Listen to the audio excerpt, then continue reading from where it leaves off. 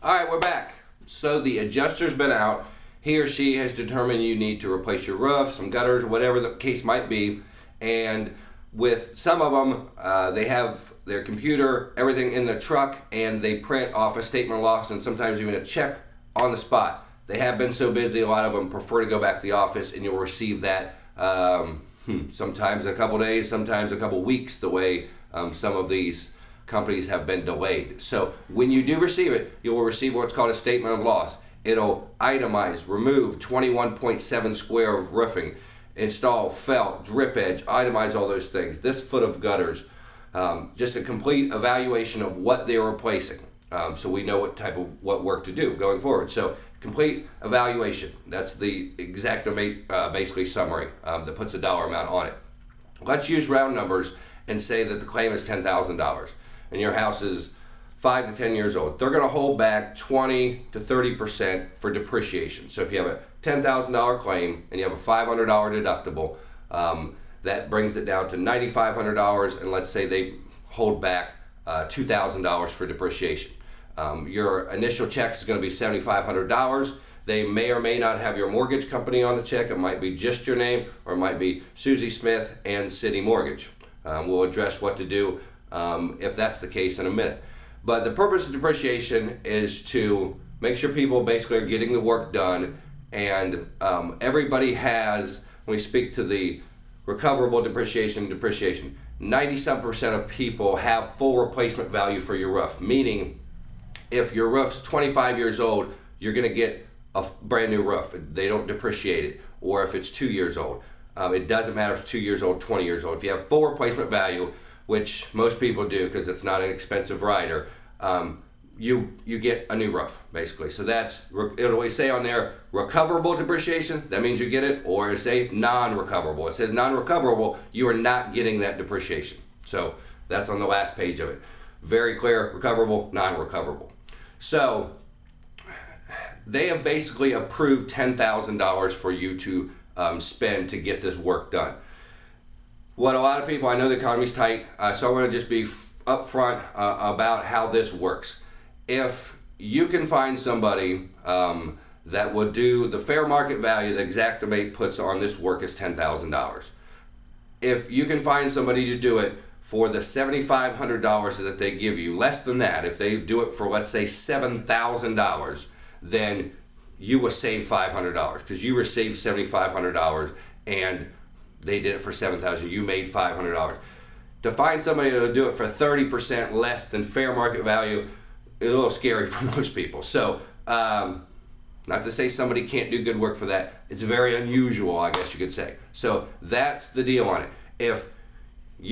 So they're going to give you $7,500. You have basically $2,000 in depreciation coming. If you spend $8,500, they're going to release to you $1,000. You're going to fax over the contract for whatever you end up spending to them, and anything above $7,500 up to $9,500 or to up to $10,000, they're going to release that amount that you spend. So that, I hope, was explained to you, and if you need to play it again, that is, they've authorized $10,000. You've received $7,500. They will give you up to an additional $2,000 more if you spend that amount. So that's what reputable roofing contractors do business for fair market value, and that's what number they've assigned to your claim. So everybody's going to fall in that neighborhood. So that's the lowdown. If somebody thinks they can do it themselves, that's fine. They're just not going to receive anything more than the money that they received. They're not going to get the additional money. If you want to do it yourself, buy the materials and go at it, that is an option for you, and the $7,500 is what you will receive on the claim. So that should give you a summary of something that a lot of people have in the back of their mind. So might as well get somebody that knows what they're doing for the amount.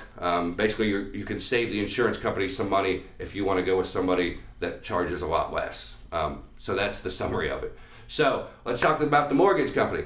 This is probably the least favorite part for all contractors in the hail claim process. Dealing with the insurance company is very easy. The mortgage company, you have to send that check to whatever mortgage company it is, whatever big bank, and they get those checks from all across the country. So it's a lot of money that is just sent to them. They like it to have that money just come to them. They are in no hurry to disperse that money. They'll have you fill out some paperwork, and the contractor fill it out, send that up with your check. They receive that money. They'll release usually a third within a week or two sometimes when they feel like it, kind of, to get started. And then some will want one inspection halfway through and another one when we're done. We just do one when the work's done. So basically, if it was a $15,000 claim, they're going to give us $5,000.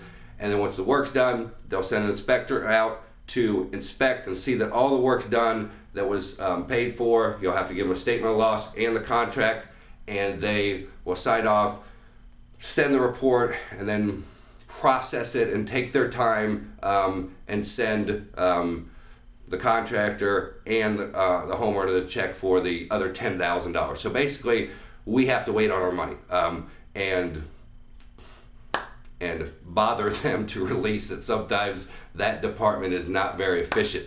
So that's more paperwork for us. We have to wait on our money. So it doesn't really impact you, but it is kind of a hassle for us, but no big deal. So we're very familiar with it. We are registered with Citi, Wells Fargo, you name it, every bank already. So the process is quicker because we're already registered with them. So that's how that part of it works. State Farm comes out, cuts you a check, statement of loss, easy, no big deal. They send depreciation, no problem. It's dealing with the mortgage company. They aren't that efficient a lot of times. So that's the part that the homeowner can be a little frustrated with, but we walk you through and do as much of that as we can for you, so that, because it can be a hassle for a homeowner. So that's the next video I want to make. You can tell I'm not too crazy about the mortgage companies, that department anyway. So anyway, that's the next video. And I think that will make some sense as some key questions that people have about the depreciation and the mortgage company and all that. So let's move to the next video.